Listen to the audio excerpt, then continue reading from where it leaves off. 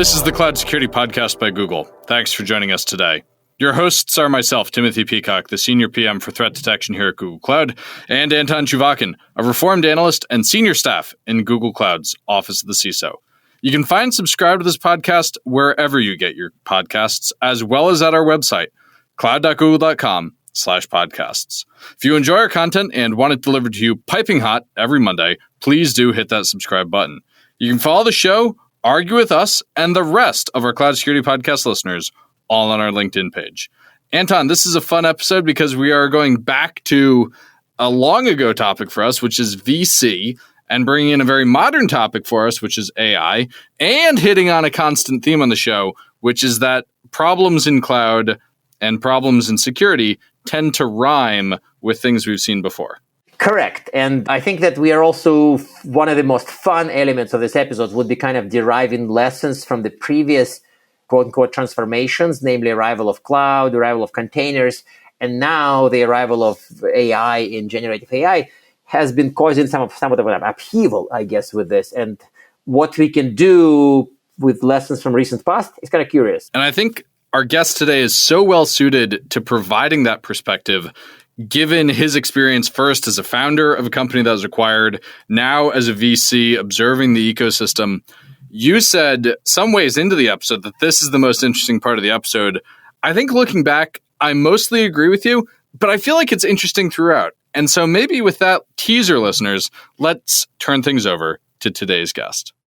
Today, we are joined by an old friend of mine, first time on the podcast, Wei Lin Dang, a general partner at Unusual Ventures. Wei, delighted to have you on the show today. Wei and I go way back. We have a mutual friend that I just adore. So shout out to Ryan for connecting us. Wei, I want to start off talking about AI for security versus security for AI. In my mind, and in the mind of a lot of Googlers around me, those are pretty distinct things. When it comes to how you're seeing the market and how you're investing, do you agree? Are they different? Is it a useful distinction? Where are we at?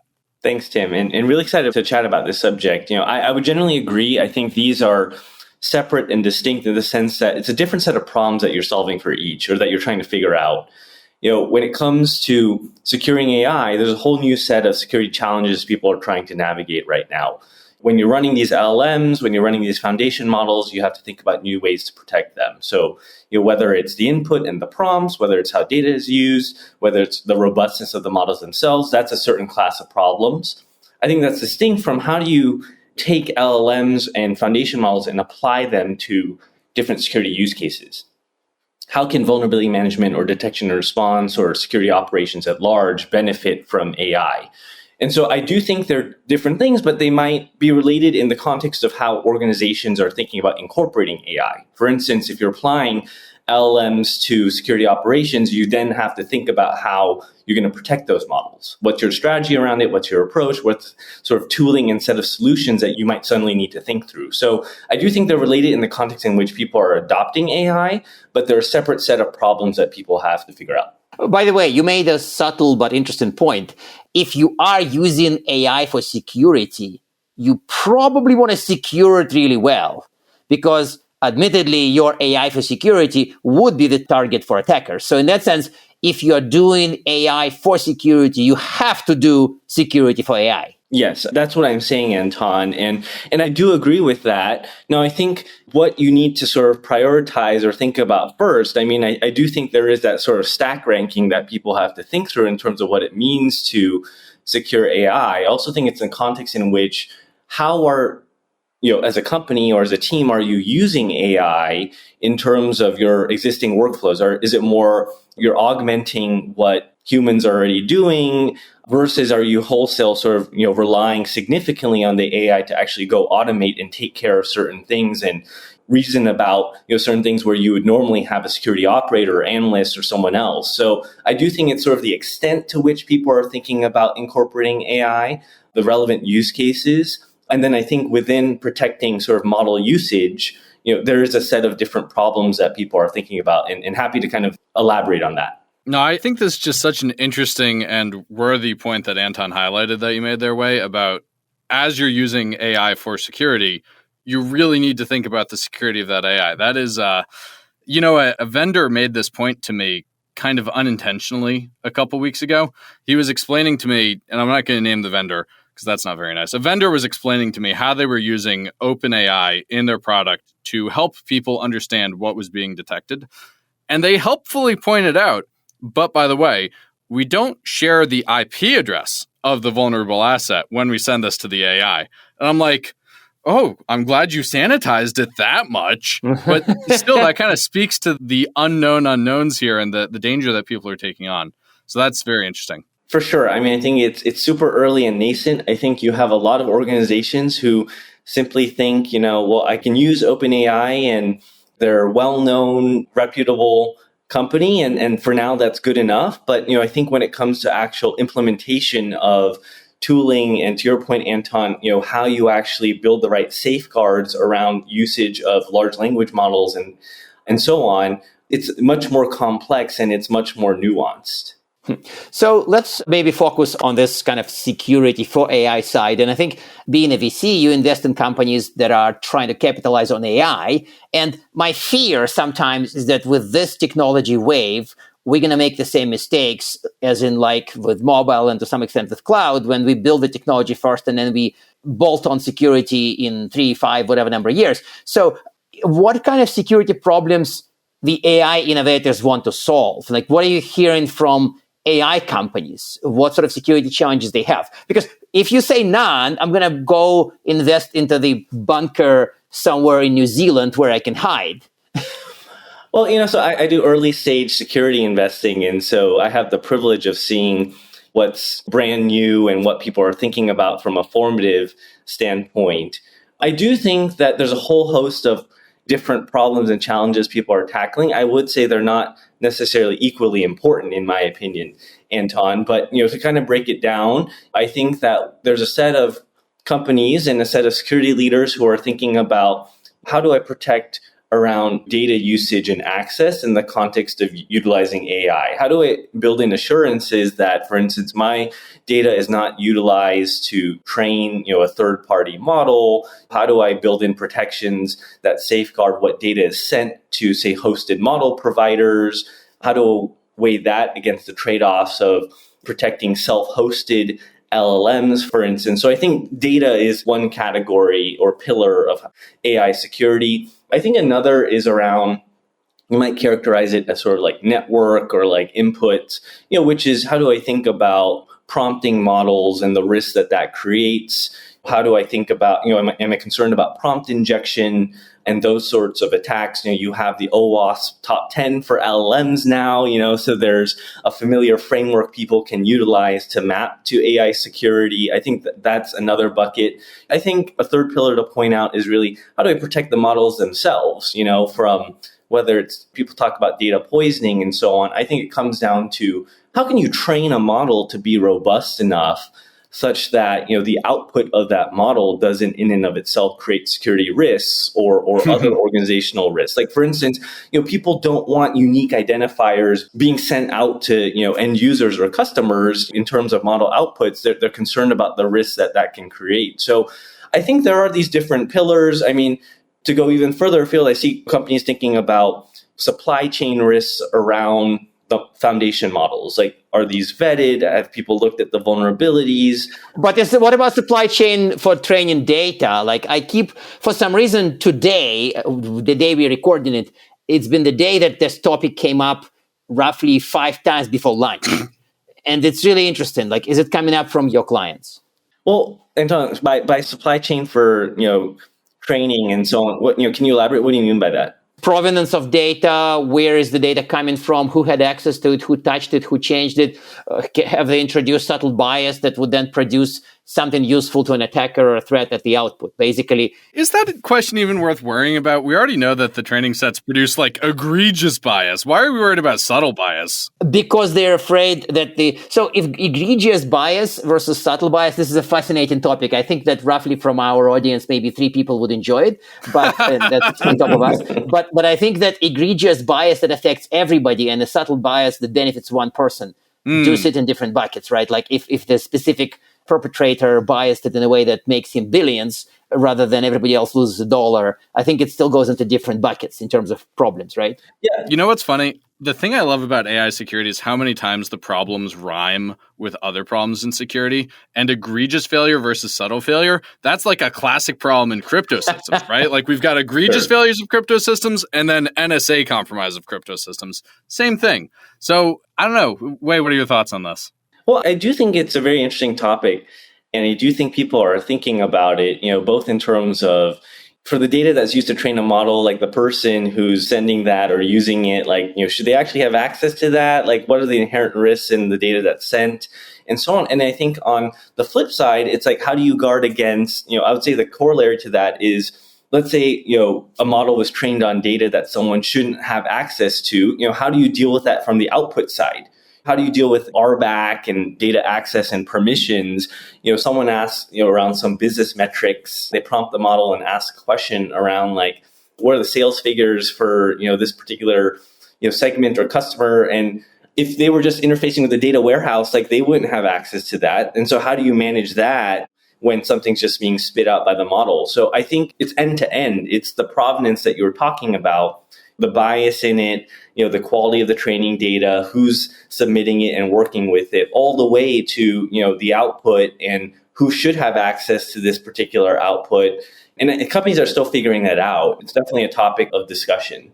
So I guess on that note, is this a thing you're investing in? What's getting the hotness right now? Because I'm sure there's hot investing happening. Is this an area that you're looking at, or is it other stuff? Yeah, no, it's definitely an area that we're looking at. And we're also looking at applying AI to security and using LLMs for security. I mean, I think the way we think about going back to the first question is pretty different. I think from a standpoint of AI security and how you secure these new AI and model-based systems, it's really a question of, I see security leaders trying to figure out what can I extend my existing tooling to cover, and what are the new gaps that exist that I don't have a solution for, and it's pressing enough or risky enough where I need to solve for it now.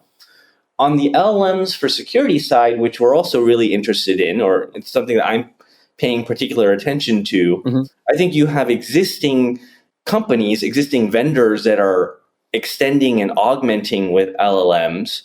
And so I think that creates interesting challenges from a product and go-to-market standpoint for new companies, because how do you insert yourself into that? Like, do you want to really go build a new LLM-enabled MDR or detection and response solution, or do you want to bolt on? Right. Particularly in a way where existing incumbents are going to, there's everyone thinking about this. So I think in that space, it's less a question of, is there meaningful value in utilizing AI for security? It's really, what does that product look like? Yeah. And how do people get started with it, especially in a world where a lot of the existing platforms, Google included, have a bunch of the data that you need to actually drive efficacy of the AI itself. I mean, this gives me flashbacks to my Gartner days, kind of intense flashbacks when people would show up in vendor briefings and they would present something fairly interesting. And I would think, wow, that's really, that's like a secure one component of middleware, or it's a middleware for middleware or something, or it's some really narrow sliver with possibly something interesting. But it's very hard to imagine that we'll be living in the world of like, here's my cloud security platform, here's my AI security platform, here's my whatever other platform. So it's actually kind of a fascinating question, and I hope you can answer it magically and crisply and briefly. Would we have a future AI security products as a separate category, or would it be part of, securing cloud, including AI? I think one of the cloud security sort of platforms have announced securing AI tool sets, right? So it's kind of already happening, but yeah, I mean, I think my perspective, I'm curious to get yours and Tim's. Like, my perspective is there's kind of the immediate and sort of short term versus the long term. I think in the short term, and you've seen this play out. I mean, I saw it play out, having been a co-founder of StackRox with container security, which for a time, similar to AI security for a time, people are going to kind of want some sort of standalone solution because there's a window where everything's new and there's a gap in the market. But I think the general trend in the security industry, especially on the customer side, and if you talk to CISOs, is consolidation. And to me, one way to sort of demarcate is you have pillars around infrastructure, applications, data. And to your point, Anton, I think in the very long term, it doesn't necessarily make sense to have a standalone AI security solution. This gets baked into one of those areas. There's other ways you can kind of, I think, slice and dice the security world, the security stack. But to me, I think over time that makes sense. But I think in the near term, there's tremendous opportunity for new companies and founders, to create. To just go fast and be focused. For sure. To go fast and be focused. Fast and focused wins, very crisply, and we've seen many examples. By the way, if you say consolidation, you almost have to add never-ending consolidation, because whenever I say consolidation, somebody shows up out of the bushes and say, Anton, you're an idiot. The security industry is never going to consolidate, because consolidation was predicted many times, but actually never happened. But we always have consolidation. It's consolidating. Isn't it always happening? It's always happening, but it's never achieving. You're closer to an English major than I am, but it's ongoing but never ending. It's basically always happening, but never is going to happen. Yeah. It's like maybe Zeno's paradox of security trends, except I think really what's happening is the industry keeps growing what it has to protect. Or it's asymptotic, Anton. You cover the low-hanging fruit, 80%, but then it's an exercise in continuing on and on and on, to your point. So I really enjoyed your podcast that you did on the Startup Field Guide, which is a podcast your firm produces, talking about your experience with StackRox. What do you think are the lessons for this wave of companies out of that wave of companies? You mentioned the container security market. What do you think we can learn from the past here? I'm sorry for barging in, but I think this answer would be worth the price of the entire episode, because ContainerSec and CloudSec lessons from the early 2010s may be magically applicable to the current wave, if only we learn them rather than repeat the mistakes. Yeah. What Anton's saying is they asked a good question. Yeah, really, really good. Well, I think it ties back to the previous question, but what I would say is my learnings and observation from having built StackRox and seeing the whole shift to cloud and cloud native architectures is there's a lot of focus on, the attack surface and the footprint, and you have containers and you have Kubernetes and you have these things that are not covered by security tooling. To me, actually, that was not really the primary driver in what created the opportunities for newer companies. I actually think it was the shift in persona in terms of who was driving the thinking and adoption of these security tools, in the sense that it was actually not really sort of like the central security team within larger organizations. It was the development and DevOps and operations, platform engineering teams, infra engineering teams that was driving that. And I think that gave the opening for some really new substantial companies to be built. Some of them ended up, as part of larger platforms, but some of them are still going standalone. I also think if you just look at that context in terms of cloud, it's what's given rise to significant platforms like Wiz and so on. And so I do think it's this combination of when you have a platform shift, and I would analogize to AI, there's sort of a new, surface area that you have to cover, and that's an opportunity to build new tooling.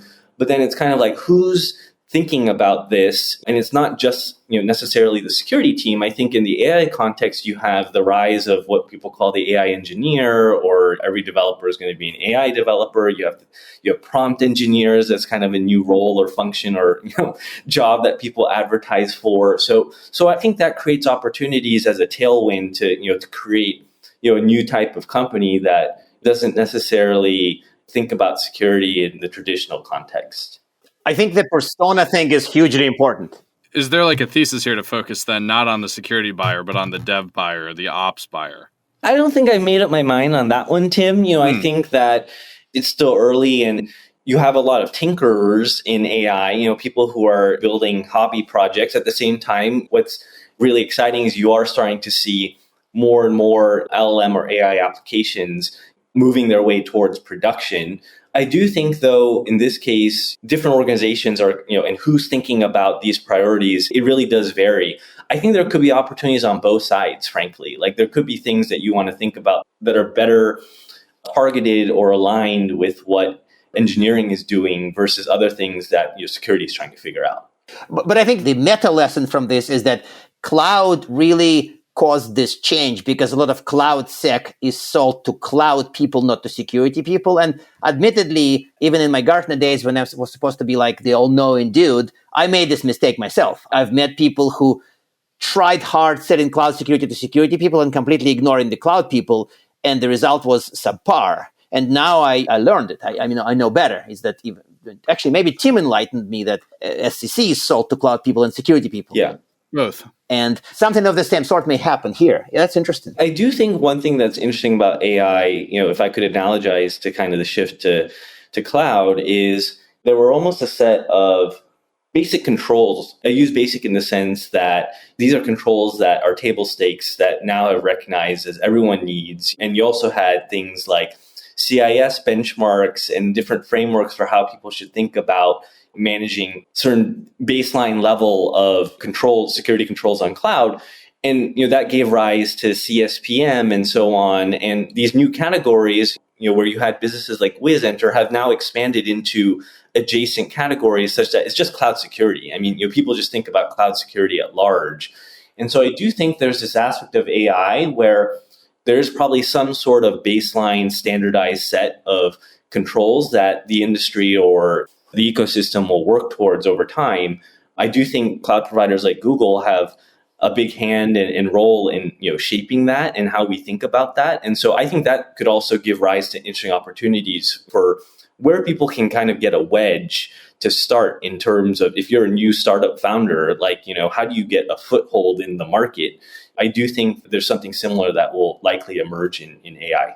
That's a really interesting thing. And I wish we had more time to dig on that last point, particularly the how do you get a foothold here. But we're coming up on time. And so I have to ask our traditional closing questions. First, do you have a tip to improve security, AI, maybe investing, or for people that are pitching you in this area? And then two, do you have recommended reading? So I think on the first, Tim, I think thinking really carefully and how you tell the story around your unique approach or differentiation is critical. Because I think in this environment, like where it's very noisy and it's very early, there's dozens and dozens of the same pitches. And it's really hard, as an investor to say, hey, this stands out in terms of how you're going to tackle this particular market, especially given some of the structural challenges that I was outlining earlier. I think in terms of recommended reading, I mean, I certainly would plug our startup field guide. If you're a new founder, I would say there's security leaders out there that are helping to provide primers on how to think about LLMs and LLM security. So, Caleb Sema is one that comes to mind. He's been posting some interesting materials and content. But I would actually, what we love to do and what I love to do is spend time talking to security leaders in these organizations who are trying to figure this out in real time. And personally, I think there's no replacement for that. There's no way to compress that set of learnings. I think if you're a new founder and starting a new company, either in AI security or applying AI to security, I think it's imperative that you kind of spend the time to do that discovery. That all makes a ton of sense. I love the story about differentiation and discovery. Do you have recommended reading?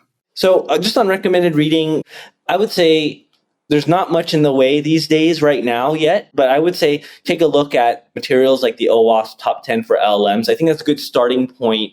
If you're coming from it as a security practitioner or someone who's trying to familiarize yourself with some of this, frameworks like that I think can be helpful in sort of helping to categorize and wrap your head around how do I map something that I'm familiar with, more traditional security, and how I can understand that in the context of AI security. So I would recommend there's a new guide around the OWASP Top 10 for LLMs. I know some of the folks involved in the project are working on new books. So I think once those come out, that'll be good reading for all of us. Amazing. Well, Wei, thank you so much for joining us today. This was a ton of fun. Thank you, Tim. Thank you, Outtown. And now we are at time. Thank you very much for listening and, of course, for subscribing. You can find this podcast at Google Podcasts, Apple Podcasts, Spotify, or wherever else you get your podcasts. Also, you can find us at our website, cloud.withgoogle.com/cloudsecurity/podcast. Please subscribe so that you don't miss episodes. You can follow us on Twitter, twitter.com/cloudsecpodcast. Your hosts are also on Twitter at Anton_Chuvakian and _Tim Pico. Tweet at us, email us, argue with us, and if you like or hate what we hear, we can invite you to the next episode. See you on the next Cloud Security Podcast episode.